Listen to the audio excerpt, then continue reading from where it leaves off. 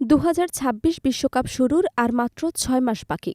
Football দুনিয়ায় উত্তেজনা তুঙ্গে থাকলেও ব্রাজিলিয়ান তারকা নেইমার জুনিয়রকে ঘিরে অনিশ্চয়তা ক্রমেই বাড়ছে। ব্রাজিল দলের নতুন কোচ কার্লো আনচেলত্তি একাধিকবার ইঙ্গিত দিয়েছেন, এই ফরোয়ার্ডের বিশ্বকাপ খেলা নির্ভর করছে সম্পূর্ণ তার শারীরিক সক্ষমতা এবং বর্তমান ফিটনেসের ওপর। যদিও আনচেলত্তি আগে নেইমারকে ৬ মাসের প্রস্তুতির সময়সীমা দিয়েছিলেন, বর্তমানে পরিস্থিতি বলে দিচ্ছে এই ডেডলাইন আরও দ্রুতই শেষ হয়ে যেতে পারে। গতকাল দিবাগত রাতে যুক্তরাষ্ট্রের ওয়াশিংটন ডিসির জন এফ কেনেডি সেন্টারে অনুষ্ঠিত হয়েছে ২০২৬ বিশ্বকাপের ড্র অনুষ্ঠান। এই টুর্নামেন্টে ব্রাজিল পড়েছে তুলনামূলক সহজ গ্রুপ সিতে। ৫ বারের বিশ্ব চ্যাম্পিয়নদের প্রতিপক্ষ মরক্কো, স্কটল্যান্ড এবং হাইতি। শক্তির বিচারে ব্রাজিল গ্রুপ পর্বে অন্যতম ফেভারিট বলেও নেইমারের উপস্থিতি নিয়ে প্রশ্ন থেকেই যাচ্ছে। আজ রাতে ফিফা দিন, তারিখ, সময় এবং প্রতিটি ম্যাচের ভেন্যু চূড়ান্ত করবে। ড্র শেষ হওয়ার পরই সংবাদ মাধ্যমের সামনে নিজের দলের পরিকল্পনা, প্রত্যাশা এবং নেইমার প্রসঙ্গে মুখ খুলেছেন ব্রাজিল কোচ কার্লো আনচেলত্তি।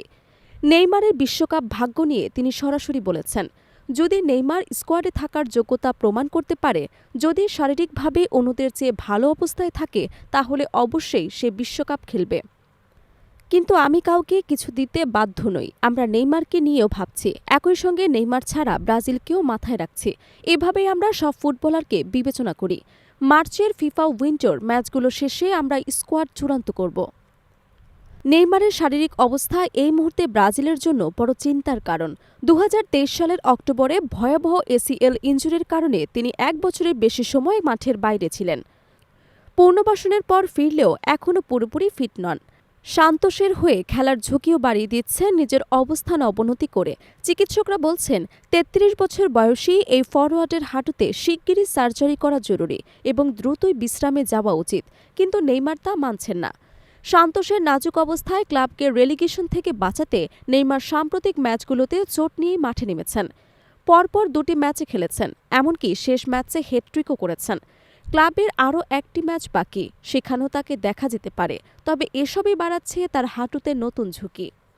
২০১৪ বিশ্বকাপ থেকে ব্রাজিলের সবচেয়ে মূল্যবান খেলোয়াড় হিসেবে বিবেচিত ছিলেন নেইমার, তবে আনচেলত্তি তার উপর অতিরিক্ত নির্ভরতার ধারণা সরাসরি নাকচ করে দিয়েছেন।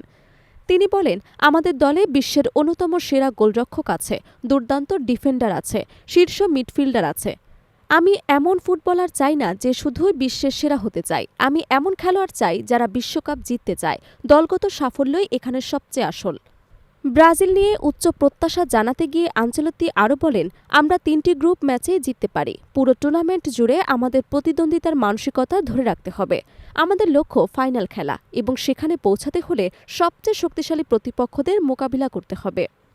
বিশেষজ্ঞদের মতে ব্রাজিলের জন্য এবার গ্রুপটি তুলনামূলক স্বস্তির হলেও নেইমারের অনিশ্চয়তা ট্যাকটিক্যাল পরিকল্পনায় বড় প্রভাব ফেলতে পারে।